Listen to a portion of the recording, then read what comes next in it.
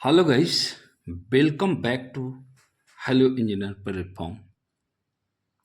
जैसा कि आप लोग को पता है कि मेरा आरसीसी का लेक्चर चल रहा है। इन आरसीसी मैंने लास्ट 2 क्लास में प्री स्ट्रेसिंग कंक्रीट स्टार्ट किया है।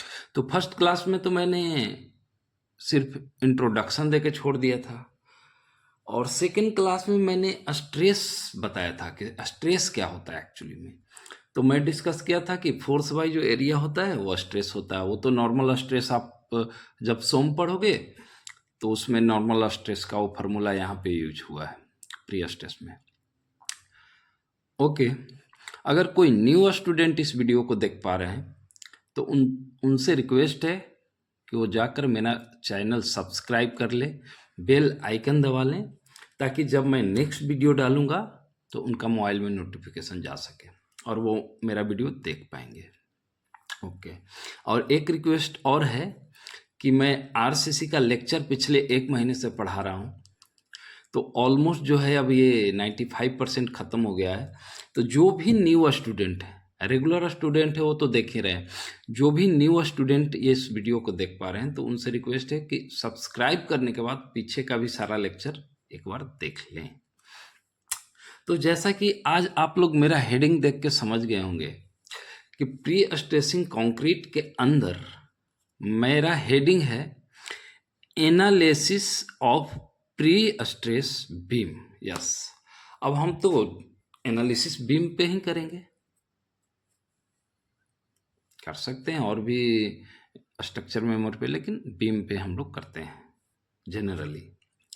तो आइए हम अभी प्री स्ट्रेसिंग बीम पे देखते हैं इसमें क्या क्या है और ये किसके लिए मैं कर रहा हूं। मैं analysis of pre stress beam, pre stress तो मैं समझा दिया फ्रेंड 2 क्लास में। मैं फर्स्ट क्लास में तो पूरा वो अरेंजमेंट लेके आया था कि वो प्री स्ट्रेसिंग बेड होते हैं due to help of hydraulic jack and hydraulic Jack.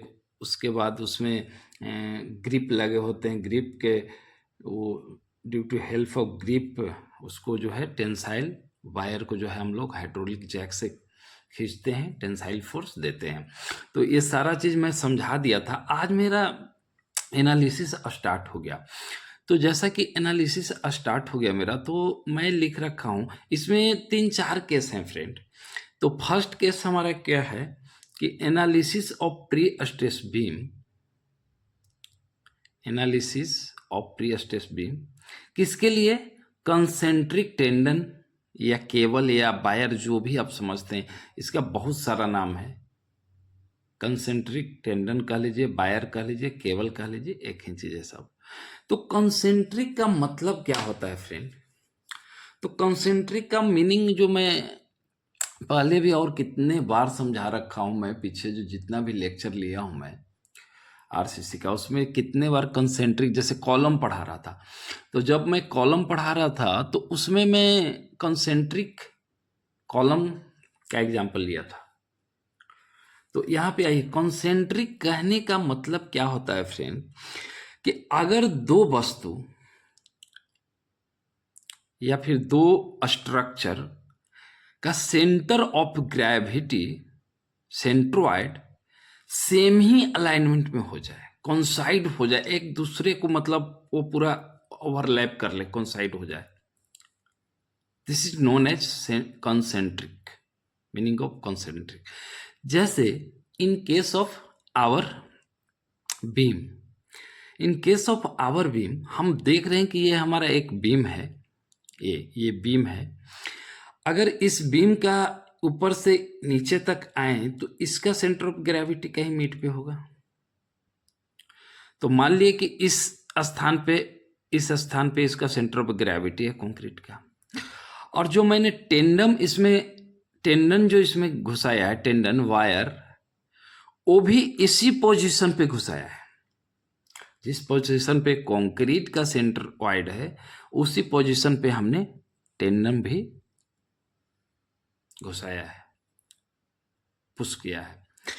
तो एक दूसरे के ऊपर जो है कॉन्साइड कर गया, मतलब इसका सेंटर ऑफ ग्रेविटी, कंक्रीट का सेंटर ऑफ ग्रेविटी और ये टेंडन का सेंटर ऑफ ग्रेविटी दोनों कॉन्साइड कर गया, इसी को बोलते हैं कॉन्सेंट्रिक। ओके, तो अब तो आप लोग ये समझ गए होंगे कॉन्सेंट्रिक हम लोग क्यों बोल रहा है। इसमें बहुत सारा केस है, 2-3 केस है, कॉन्सेंट्रिक, एसेंट्रिक, आगे हम डिस्कस करेंगे, 1 बाई 1 पढ़ते हैं। आज हम कॉन्सेंट्रिक का केस पढ़ रहे हैं, प्री स्ट्रेसिंग केस में, तो कॉन्सेंट्रिक पे बात करेंगे। ओके, तो जैसा कि हम अभी समझा दिया कि कॉन्सेंट्रिक टेंडन, अब आइए, अब हम लोग करते क्या है इसमें फ्रेंड, कि एक है बीम जो हम लोग ले लेते हैं जिस पे हम लोग को एनालिसिस करना है, उस बीम का हम एक क्रॉस सेक्शन काट लिया। ओवर हियर देखिए, we have a cross section over here, और ये बीम का जो है विड्थ जो है बी हो गया और ओवरऑल डेप्थ जो है डी हो गया। आप देख पा रहे हो, ये डी ओवरऑल डेप्थ और ये बी ब्रेथ ऑफ बीम। तो कौन सा बीम, ये जो बीम जिसका एनालिसिस कर रहे हैं ना, ये बीम एक्चुअली में देखिए फ्रेंड, हम लोग क्या है ना कि हम लोग इस पे 3D नहीं दिखा पाते, तो ये अंदर तक है फ्रेंड, ये अंदर तक है। तो इस चीज को अगर आप ऐसे यहाँ पे देखेंगे तो ये चीज अंदर चला जाएगा, ये चीज बाहर आ जाएगा, तो आपको लगेगा ये बीम जो है ऐसे है, ऐसे ये इसको। तो इस बीम का हमने क्रॉस सेक्शन ले लिया। तो ये क्या है, बी और डी। तो बी क्या है, ब्रेथ ऑफ बीम, और डी है ओवरऑल डेप्थ। ओके, और ये देखिए मैं एनए लिखा हूं, एनए लिखने का मतलब न्यूट्रल एक्सिस ऑफ बीम या क्रॉस सेक्शन। अब देखिए, जैसा कि मैं बोला थोड़ी देर पहले कि हमारा दोनों ही कंक्रीट का और टेंडन कॉन्साइड कर गया है, तो यहाँ पे आपको देखने को मिलेगा कि ये न्यूट्रल एक्सिस है सेंट्रोइड पे, इसका भी यहीं पे आएगा, और ये वायर, ये जो हमने टेंडन डाला है इसका भी यहीं पे है। तो ये देख लीजिए, ये वायर सेंटर ऑफ ग्रेविटी को कॉन्साइड कर गया कंक्रीट का, इसीलिए इसका नाम है कॉन्सेंट्रिक टेंडन। हम लोग जो टेंडन दिए हैं वो एकदम जस्ट उसी पे दिए हैं। ओके, तो आइए बाकी आगे चलते हैं। तो आगे अब चलने से पहले मैं आपको बता दूं कि ये देखिए, ये जो लोड हमने इस पे लगाया है यूनिफॉर्मली डिस्ट्रीब्यूटेड लगाया है। तो जहां भी यूनिफॉर्मली डिस्ट्रीब्यूटेड लोड का बात होगा फ्रेंड, वहां पे सिंगल डब्ल्यू हम नहीं बोल सकते। क्यों? क्योंकि एक ये क्या बोलते हैं उसको, ये पॉइंट लोड नहीं है कि किसी एक पॉइंट पे लगेगा, ये पर यूनिट लेंथ पे रन करेगा। मान लिया कि 1 मीटर पर यूनिट लेंथ करने का मतलब है कि अगर ये 100 मीटर है तो ये 1 मीटर पे लगेगा। यूनिट लेंथ का मतलब यूनिट के जगह पे 1 रख लीजिए और ये लेंथ, तो 1 मीटर लेंथ पे ये लगेगा। जब हम इसको लोड निकालेंगे तो इसका एरिया से मल्टीप्लाई कर देंगे तो ये वेट वो आ जाएगा। समझ रहे हैं ना, लेंथ से ऊपर मल्टीप्लाई कर देंगे तो ये जो है लोड हमारा दे देगा। एरिया भुला गया, सॉरी। तो पर यूनिट लेंथ में ये लगेगा, तो हमने क्या लिखा है कि W पर यूनिट लेंथ, चूंकि ये यूनिफॉर्मली डिस्ट्रीब्यूटेड लोड है। अगर ये लोड हमारा पॉइंट लोड होता तो एक पॉइंट पे लग जाता, ये पर यूनिट लेंथ पे नहीं लगता। तो आइए अब हम एनालिसिस स्टार्ट करेंगे। ये देखिए, ये जो हमारा है, ये हम लोग प्री स्ट्रेस फोर्स दोनों ही साइड से प्री स्ट्रेस फोर्स दिया है। किस में दिया है? तो ये टेंडन में दिया है, टेंडन या वायर जो भी हो या केबल। इस बीम का हमने लेंथ पूरा टोटल L माना है। इस पे जो लोड लगेगा इसी L का पर यूनिट लेंथ जो है इसी L का बात कर रहा है, लेंथ के एक एक यूनिट पे लगेगा। ओके, अब ये आप बीम समझ गए, पर यूनिट लेंथ समझ गए। अब आ जाइए, अब हमारा ये बी है ब्रेथ ऑफ बीम, डी है ओवरऑल डेप्थ, ये है न्यूट्रल एक्सिस। ओके, अब आगे हम चलते हैं एनालिसिस में। तो आगे चलते हैं एनालिसिस में। अब आइए देखिए, इसका एनालिसिस देखते हैं। ये एक्चुअली में ये समझने वाला चीज़ ज़्यादा है फ्रेंड, तो इसमें मैं ज़्यादा लैंग्वेज लिख के नहीं लाया। इसको समझाना पड़ेगा, ये समझना पड़ेगा आपको भी और मुझे भी समझाना पड़ेगा अच्छे से। नहीं तो मतलब ज़्यादा लैंग्वेज लिखने के चक्कर में ना सिर्फ ऐसे पेज भर जाता और समझ नहीं पाते। तो मैं ज़्यादा आज लैंग्वेज नहीं लिख के लाया हूँ, इसको समझाना बहुत ज़रूरी है। बहुत अच्छा चीज़ है प्री स्ट्रेस कंक्रीट। तो आइए, अभी देख रहे होंगे आप कि अब इसका एनालिसिस है।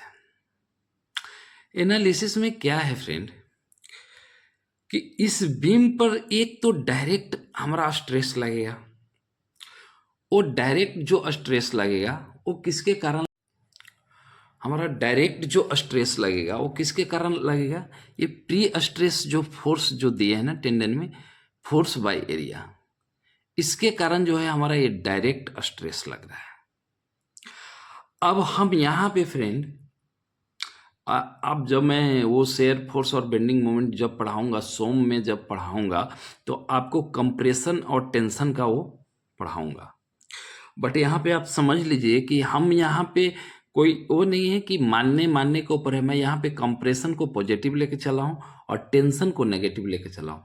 वो कोई बड़ा बात नहीं है, आपको मानने के ऊपर है। आप इसको नेगेटिव भी मान सकते हैं, इसको पॉजिटिव भी मान सकते हैं। बट मैं जो मान रखा हूँ कंप्रेशन को पॉजिटिव और टेंशन को नेगेटिव। ये यहाँ पे कंप्रेशन है, यहाँ पे टेंशन है। आइए, तो अब हम लोग, तो अब ये देखिए, और ये जो है फ्रेंड, ये एट टॉप फाइबर, ये हमारा बीम का जो है ना टॉप फाइबर है, और ये बीम का हमारा बॉटम फाइबर। ये यहाँ पे देख लीजिए टॉप फाइबर और यहाँ पे बॉटम फाइबर। तो अब हम एनालिसिस करेंगे कि इस बीम पे ना कौन कौन सा लोड आने वाला है और किस किस फोर्स के वजह से इस बीम पे लोड आ रहा है। लोड ना बोल के हम स्ट्रेस बोले तो ज़्यादा अच्छा है। तो हम स्ट्रेस इस बीम पे किस फोर्स के कारण, कौन कौन सा फोर्स के कारण या कौन कौन सा मोमेंट के कारण जो है स्ट्रेस आने वाला है। तो आइए हम जो है देखते हैं। क्या देखते हैं कि हम लोग डायरेक्ट स्ट्रेस इसको बोलते हैं, फोर्स बाय एरिया। ये direct stress due to pre stressing tendon. Okay, ये प्री स्ट्रेसिंग टेंडन जो है उसके कारण जो इस पे डायरेक्ट लग गया। ये दोनों ऊपर में भी इसमें डायरेक्ट है चूंकि, तो इसमें कंप्रेशन, नीचे भी compression, force by area, force by area, stress हो गया। ओके, अब आ जाइए सेकेंड में। अब इस बीम पे एक डेड लोड होगा। डेड लोड तो होगा ना, ये बीम अपना जिस बीम का जो क्रॉस सेक्शन बना है या बीम जितना कंक्रीट से ढला है, वो कंक्रीट का जो वेट है वही तो डेड लोड है ना फ्रेंड। तो ये सेकेंड वाला जो आ गया stress due to dead load moment, या ये एमडी है, तो एमडी क्या है, डेड लोड मोमेंट है। और ये क्या है, जेड क्या है, सेक्शन मॉडुलस है। सेक्शन मॉडुलस क्या होता है फ्रेंड, सेक्शन मॉडुलस बोलने से हम यहाँ पे देखिए, आइए यहाँ पे समझाते हैं। आइए आप लोग को सेक्शन मॉडुलस में समझा देता हूँ। सेक्शन मॉडुलस में therefore Z equal to I by Y. ये सारा ही चीज ना फ्रेंड, जब मैं वो पढ़ाऊंगा ना, क्या बोलते हैं वो, सोम पढ़ाऊंगा, तो ये सब अच्छे से ब्रीफ में डिस्कशन करूंगा। यहाँ पे वहाँ का ज़रूरत है ये सब चीज़ों को, तो मैं ये थोड़ा थोड़ा डिस्कस कर दे रहा हूँ। तो आइए आप, ये तो moment due to dead load, इसमें तो कोई परेशानी नहीं होगा। ये जो हमारा कंक्रीट में जो डेड लोड है, कंक्रीट जितना भी है वो डेड लोड होता है। तो moment due to dead load by में सेक्शन मॉडुलस। तो सेक्शन मॉडुलस क्या है, moment of I by Y, where Z is the section modulus, I is the moment of inertia, और वाई क्या है, डिस्टेंस बिटवीन न्यूट्रल एक्सिस। ये देखिए neutral axis, ये न्यूट्रल एक्सिस, यहाँ भी ये न्यूट्रल एक्सिस है, distance between neutral axis to extreme fibre of the section. अब एक्सट्रीम फाइबर क्या होगा फ्रेंड, टॉप भी हो सकता है, बॉटम भी हो सकता है। तो इसके लिए घबराना नहीं है, यहां से न्यूट्रल एक्सिस से एक्सट्रीम फाइबर यहाँ भी हो सकता है, ये न्यूट्रल एक्सिस से एक्सट्रीम फाइबर यहाँ भी हो सकता है। तो अब आप समझ गए कि सेक्शन मॉडुलस क्या है, मोमेंट ऑफ, और मोमेंट ऑफ इनर्शिया क्या निकालते हैं, along X direction, along Y direction, और मोमेंट ऑफ इनर्शिया का आप बी डी क्यू बाई 12 अगर आपने अच्छे से पढ़ा होगा कॉलेज में, तो आप मोमेंट ऑफ इनर्शिया का फार्मूला पता होगा आपको कि ये बी और ये D, B D cube by 12 moment of inertia निकाल लेंगे। उसके बाद आई हमको पता रहेगा, वाई हमको पता रहेगा, सेक्शन मॉडुलस आ जाएगा। जब सेक्शन मॉडुलस आ गया फ्रेंड, तब हमारा ये इसमें ऊपर में टॉप फाइबर में स्ट्रेस दे देगा due to dead load moment. Okay, in the same way अगर हम ऊपर बता दिया तो नीचे भी वही केस वो बात होगा। लेकिन यहाँ पे याद रहे फ्रेंड, जैसा कि मैं बीम में पढ़ाया था, आरसीसी बीम में पढ़ाया था कि जब कोई लोड लगता है इस बीम पे, तो जब लोड लगता है तो हमारा टॉप वाला जो फाइबर है कंप्रेशन में आता है, बॉटम वाला जो फाइबर है टेंशन में आता है। तो यहाँ भी वही केस हो रहा है, टॉप वाला जो है कंप्रेशन में है, बॉटम वाला जो है टेंशन में है। ये टी लिखा हुआ है फ्रेंड, ये थोड़ा सा पेन का नी वो हो गया था, तो ये माइनस टी है, ये प्लस सी है। तो ये तो आप लोग समझ रहे हो कि लोड यहाँ लग रहा है तो ऊपर कंप्रेशन नीचे टेंशन, ये तो बीम में भी पढ़ा रखा हूँ। तो ये अब हम डिस्कस कर दिया, ये stress due to dead load moment. अब देखिए फ्रेंड, इस बीम पे लाइव लोड भी तो आने हैं। ये तो डेड लोड, जैसे एक छत का स्लैब है फ्रेंड, तो छत का स्लैब तो अपना ये जो स्लैब का जो वेट होगा वो तो हमारा डेड लोड हो गया, बट उस पे जो आदमी जो चढ़ेंगे, आदमी लोग जो जाएंगे, तो वो तो लाइव लोड हो गया। जैसे आदमी में कोई भी हो सकता है, मेल फीमेल लोग का, जैसे देखते होंगे गांव देहात या टाउन में फीमेल लोग को रेलिंग पे चढ़ के थोड़ा सा ज़्यादा ताक झाक करने का वो होता है, तो एक साथ ना बहुत सारा फीमेल उस पे चढ़ जाते हैं रेलिंग पे। तो वो जो जितना फीमेल चढ़ गई छत पे या रेलिंग पे, या छत पे भी मैं देखता हूँ कि फीमेल लोग शाम में इवनिंग टाइम में वो घूमते हैं, लोग टहलते हैं लोग। तो वो जो टहलते हैं घूमते हैं फीमेल लोग या मेल लोग, वही जो है ना हमारा ये लाइव लोड है। तो लाइव लोड, तो ये किसके कारण मोमेंट आ रहा है, moment due to live load. और ये तो सेम प्रोसेस है, फिर इसको moment by live load, moment by में सेक्शन मॉडुलस, और सेक्शन मॉडुलस निकालने का हम तरीका बता दिया कि ये आई हो जाएगा मोमेंट ऑफ इनर्शिया, तो मोमेंट ऑफ इनर्शिया क्या हो जाएगा, ये बी और ये डी क्यू बाई 12। यहाँ से ये आई निकाल लेंगे, वाई हमको पता है, यहाँ से यहाँ तक का ये लिखा है ना, neutral axis to extreme fibre of the section. Extreme fibre हम कुछ ये बॉटम टॉप का बात नहीं कर रहा है, ठीक है ना, जो जहां जिसका हमको जरूरत पड़ेगा वहां हम निकाल लेगा। टॉप का जरूरत पड़े टॉप निकाल लेगा, बॉटम का तो बॉटम निकाल लेगा। तो अब आप देख लीजिए फ्रेंड कि इस बीम पे जो लोड आना था, मैंने जैसा कि बोला कि अब हम एनालिसिस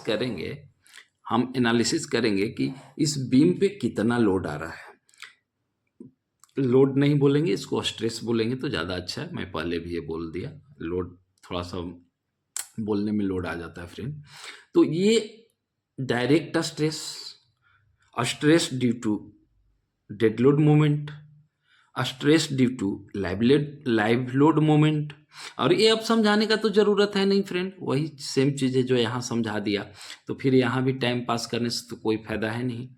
तो अब आप लोग समझ गए होंगे। अब देखिए, direct stress plus dead load stress plus live load stress, ये तीनों को हम ऐड करके जो लिखेंगे यहाँ पे, P बाई ए ये वाला, MD by Z plus ML by Z. अब ऊपर सारा पॉजिटिव आ गया, क्यों? क्योंकि हम कंप्रेशन को हम पॉजिटिव लिया है। तो चूंकि लोड यहाँ पे लग रहा है टॉप फाइबर पे, तो हमारा टॉप फाइबर में तो कंप्रेशन ही होगा, तो ये टोटल ओवरऑल कंप्रेशन आ गया, मतलब टोटल ओवरऑल पॉजिटिव आ गया।